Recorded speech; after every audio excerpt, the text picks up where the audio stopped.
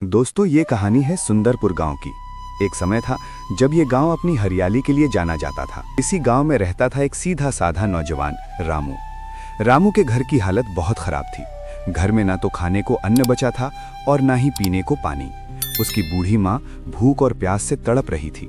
रामू से अपनी माँ और परिवार का दुख देखा नहीं गया। उसने भारी मन से फैसला किया कि उसे काम की तलाश में परदेश जाना ही होगा। आंखों में आंसू और दिल में घर वापस लौटने की उम्मीद लिए रामू ने अपनी माँ के चरण स्पर्श किए और अपना छोटा सा झोला उठाकर निकल पड़ा एक अनजान सफर पर। उसे नहीं पता था कि उसकी मंजिल कहाँ है, बस पेट की आग उसे भगाए जा रही थी। रास्ता बहुत लंबा और कठिन था। ऊपर से आग बरसाता सूरज और नीचे तपती हुई जमीन। रामू के पास जो थोड़ी बहुत सूखी रोटियां थी वो भी खत्म हो चुकी थी। भूख और प्यास से उसका हलक सूख रहा था। कभी वो किसी पेड़ की छांव में सुस्ताता तो कभी किसी गंदे नाले का पानी पीकर अपनी प्यास बुझाता। कई दिनों तक चलते चलते उसके पैरों में छाले पड़ गए थे, लेकिन उसने हार नहीं मानी।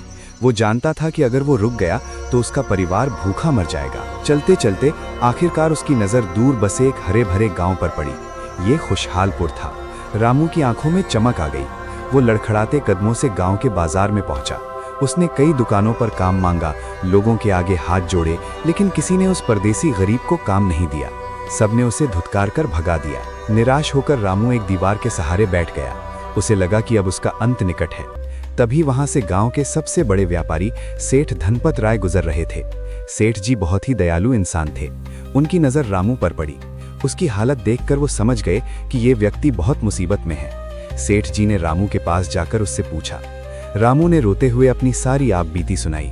रामू की ईमानदारी और लाचारी देखकर सेठ जी का दिल पसीज गया। उन्होंने रामू को अपने पास बुलाया और उसे अपनी भेड़शाला में काम दे दिया। रामू के लिए तो जैसे भगवान खुद जमीन पर आ गए हों। उसे रहने के लिए एक छोटी सी कोठरी और पेट भर खाना मिलने लगा। रामू ने भी कसम खाई कि वो इस एहसान का बदला अपनी जी तोड़ मेहनत से चुकाएगा। रामू पूरी लगन से काम में जुट गया, चाहे कड़कड़ाती सर्दी हो या मूसलाधार बारिश। रामू भेड़ों का ख्याल अपने बच्चों की तरह रखता था। वो बाड़े की सफाई करता, उन्हें चारा खिलाता और बीमार भेड़ों की सेवा करता। सेठ धनपत राय रामू की सेवा से बहुत खुश थे। उन्होंने रामू की तनख्वाह भी बढ़ा दी थी। समय का पहिया घूमता रहा। 1 साल, 2 साल, देखते ही देखते कई साल बीत गए। रामू अपनी कमाई का एक भी पैसा फालतू खर्च नहीं करता था। वो अपनी गाढ़ी कमाई का एक एक रुपया जोड़कर एक मटके में जमा करता रहा। अब उसके पास एक अच्छी खासी रकम जमा हो गई थी। लेकिन पैसे बढ़ने के साथ साथ रामू की चिंता भी बढ़ने लगी। उसे दिन रात यही डर सताता कि कहीं कोई चोर उसकी झोपड़ी से उसकी सालों की मेहनत न चुरा ले। अपनी इस चिंता को लेकर रामू एक दिन सेठ धनपत राय के पास पहुंचा। उसने सेठ जी को बताया कि उसके पास 7,000 रुपए जमा हो गए हैं और उसे चोरी का डर लग रहा है। सेठ जी ने कुछ देर सोचा और फिर सलाह दी। उन्होंने कहा कि इस गांव के जमींदार ठाकुर बलदेव सिंह की हवेली बहुत सुरक्षित है और गांव में उनका बड़ा नाम है। अगर रामू अपने पैसे उनके पास अमानत के तौर पर रखवा दे तो वो सुरक्षित रहेंगे। भोला रामू सेठ जी की बात मान गया। वो अपनी जमा पूंजी लेकर जमींदार की हवेली पहुंचा। जमींदार ने जब नोटों की गड्डी देखी तो उसकी नीयत डोल गई, लेकिन उसने अपनी लालच को छिपाया और बहुत ही मीठी बातों में रामू को फंसा लिया। जमींदार ने वादा किया कि रामू के पैसे उसकी तिजोरी में महफूज रहेंगे। पैसे सुरक्षित रखवाकर रामू बेफिक्र हो गया। उसने 2 साल और कड़ी मेहनत की। अब उसे अपना गांव छोड़े हुए 5 साल हो चुके थे। उसे अपनी माँ और पत्नी की याद सताने लगी।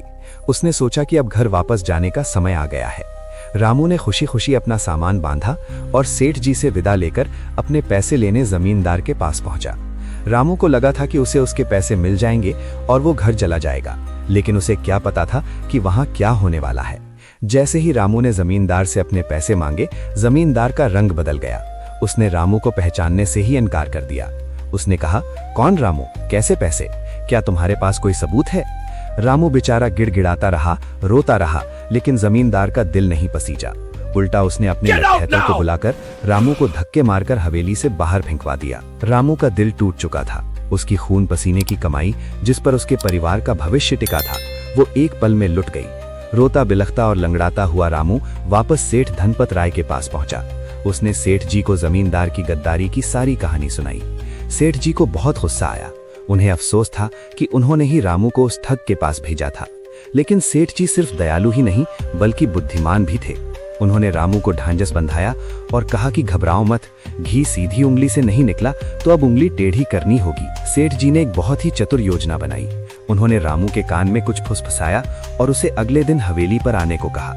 अगले दिन सेठ जी ने अपनी सबसे महंगी पोशाक पहनी, ढेर सारे जेवर लादे और अपने नौकरों के साथ एक बड़ा भारी संदूक लेकर जमींदार की हवेली की ओर चल पड़े। सेठ जी को इतने ठाठ बाट से आते देखकर जमींदार की आंखें फटी रह गईं। सेठ जी ने जमींदार से कहा कि वो तीर्थ यात्रा पर जा रहे हैं और अपने खानदानी जेवरों से भरा संदूक उनकी अमानत में रखना चाहते हैं। जेवर और सोना सुनते ही जमींदार के मुंह में पानी आ गया।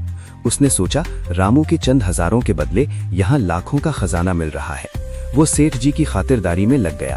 तभी योजना के मुताबिक रामू वहां रोता हुआ आ पहुंचा और चिल्ला चिल्ला कर अपने पैसे मांगने लगा। अब जमींदार धर्म संकट में फंस गया। उसे लगा कि अगर सेठ के सामने शोर हुआ तो सेठ उसे बेईमान समझेंगे और अपना संदूक वापस ले जाएंगे।